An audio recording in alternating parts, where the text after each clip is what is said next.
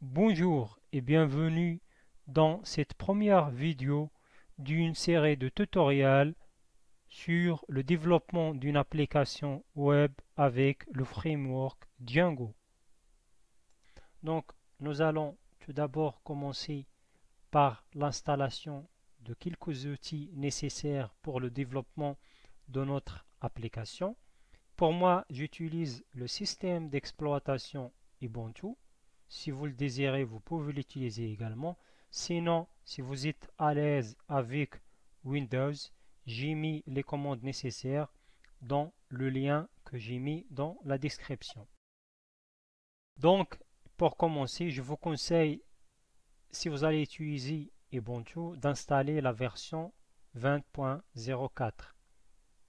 Cette version vient avec Python 3 préinstallé. Et pour être sûr que notre version est actualisée, mettons à jour le système avec la commande apt en tapant sudo apt update. Il va vous demander le mot de passe, vous tapez votre mot de passe. Ensuite, on va mettre à jour les packages avec la commande sudo apt upgrade.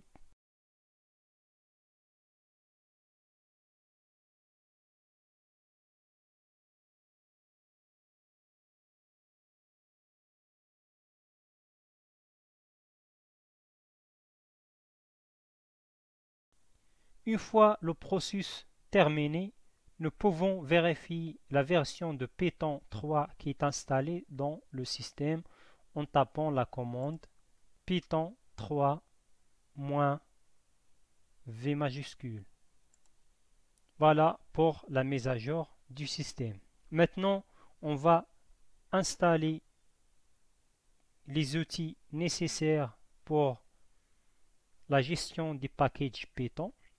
Je vais installer Pipe ou pip, un outil qui installera et gérera les paquets de programmation que nous pourrions vouloir utiliser dans nos projets de développement. En tapant la commande sudo apt install python 3/pip attaché.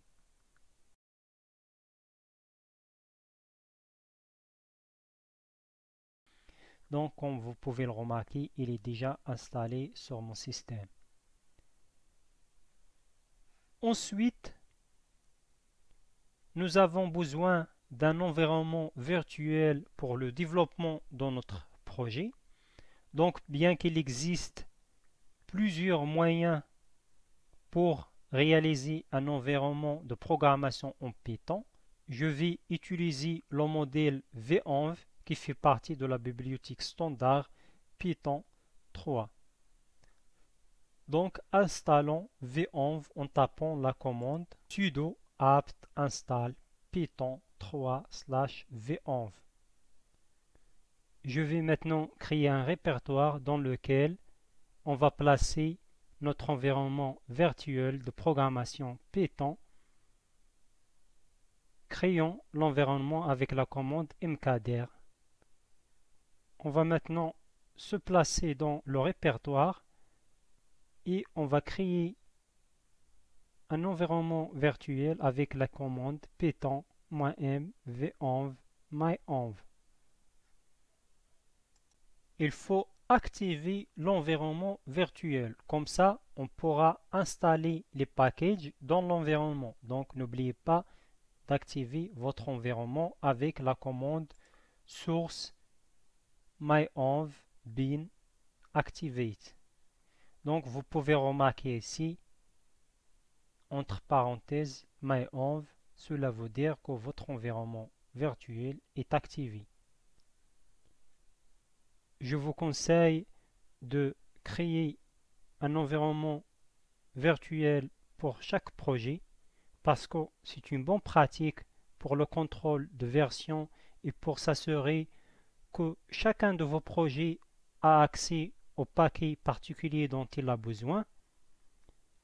Et cela vous permet également d'être sûr que les fichiers système et les fichiers de projet ne se mélangent pas. Très bien, nous avons notre répertoire du projet, nous avons notre environnement virtuel activé. Maintenant, on va installer le framework Django pour pouvoir développer notre application. En tapant la commande python-m pip install Django.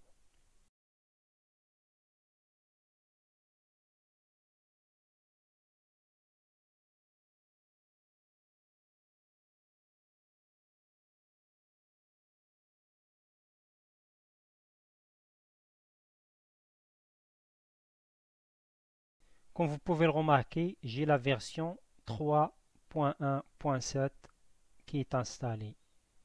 On pourra également taper la commande python-m Django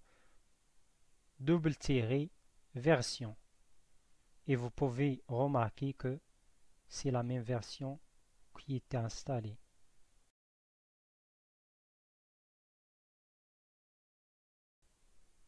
Super. Maintenant, nous allons utiliser la commande Django admin start project pour créer notre projet MyBlog.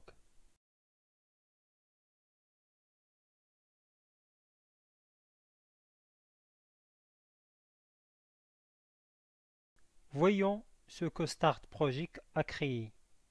Il a créé manage.py, est un utilitaire en ligne de commande qui vous permet d'interagir avec ce projet Django de différentes façons.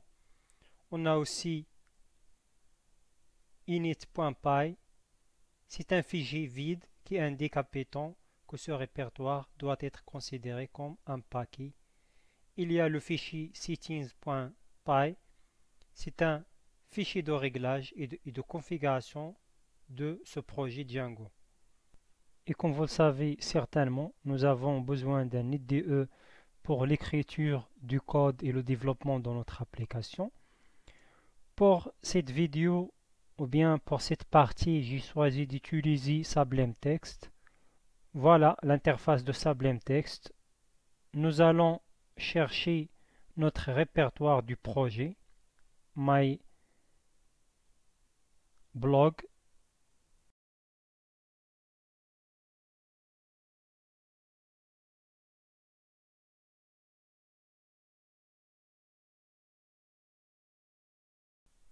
Et comme vous pouvez le constater, notre projet MyBlog contient différents fichiers, que ce soit de configuration, d'URL et ainsi de suite.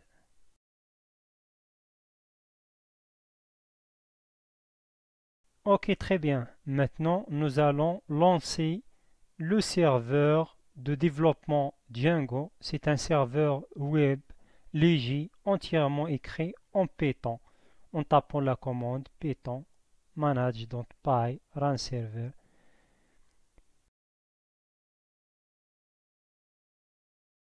Maintenant que le serveur tourne, allez à l'adresse suivante avec votre navigateur. Vous verrez une page avec le message félicitations ainsi qu'une fusée qui décolle et ça marche. Donc tout va bien, notre projet est bien configuré et notre serveur, ça marche très bien. Maintenant, on va passer à l'étape suivante, la création de notre application. Avec la commande python manage.py startup blog.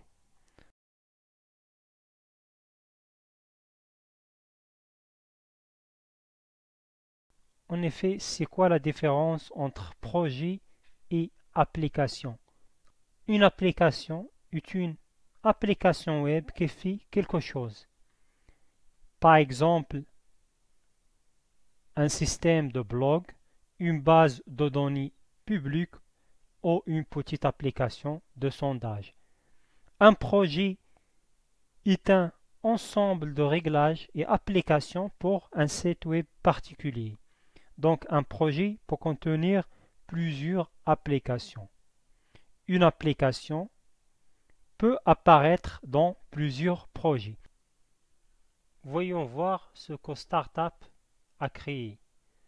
En effet, chaque application que vous écrivez avec Django est en effet un paquet Python qui respecte certaines conventions. Django est livré avec un utilitaire qui génère automatiquement la structure des répertoires de base d'une application, ce qui vous permet de vous concentrer sur l'écriture de code plutôt que sur la création de répertoires. Super! Et maintenant, on va programmer un petit peu avec l'écriture d'une première vue.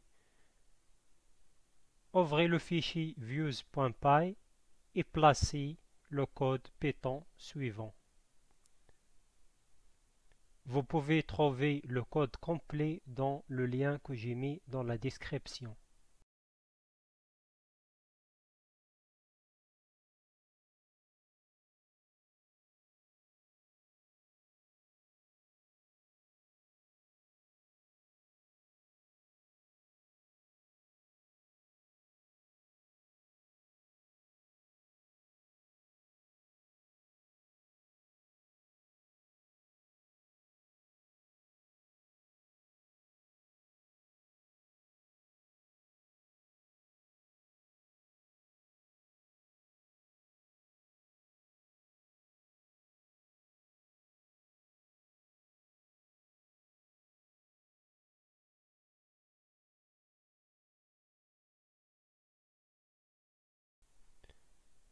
C'est la vue Django la plus simple possible. Et pour appeler cette vue, il s'agit de l'associer à une URL et pour cela nous avons besoin d'un URL-conf. Pour créer un URL-conf, dans le répertoire blog, créez un fichier nommé urls.py. Ensuite, dans le fichier urls.py, insérez le code suivant.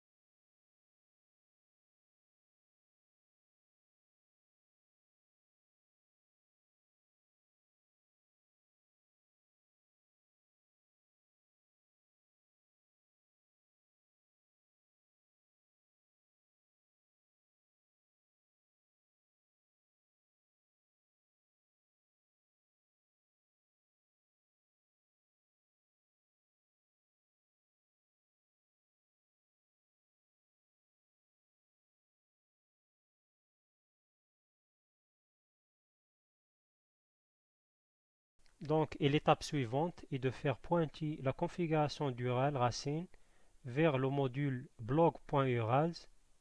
Dans myblog/urls.py, ajouter une importation django.urls.include et insérer un appel include dans la liste URL patterns, ce qui donnera